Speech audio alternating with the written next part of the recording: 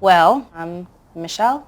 I was a photojournalist, or am a photojournalist for the 10 years. I always sort of documented all aspects of my life. So since I was 9, I had this like giant Rubbermaid bin full of like journals that I sort of collect. I have like 30 or 40 journals in this bin. Mostly it's like self-reflective stuff, I guess, because I think everything feeds into your work creatively. I always have a notebook and a camera, or I panic if I don't have one or the other. It's like something super comforting. It's just like having your cell phone and wallet, I guess. It's cell phone, wallet, keys, journal, camera.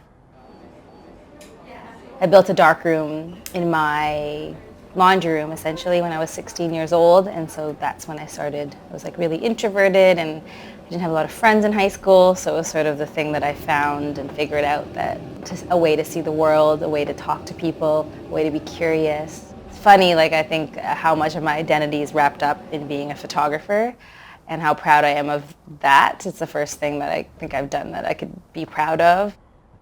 Being self-reflective can be a good and bad thing, I think. It's not, sometimes it's like you overthink things and overprocess things and you just need to go for it. I'm like afraid of a lot of things, or you're afraid to even like try, or you talk yourself out of stuff all the time. But I also think being self-reflective has made me very sensitive to others, and I think being empathetic is like a very important quality too when you're documenting other people's lives. Storytelling and story has always been the thing I loved, but people has always been the thing that I've been most curious about. But I think I always did document life through film, so through analog 35 millimeter black and white pictures, because that's where I guess my love of photography began, and I sort of found my way through just shooting my personal life in black and white. So being with IB, my partner here, is why I moved to England. I shoot him the most, so I think it's like a big archive of just like him and us.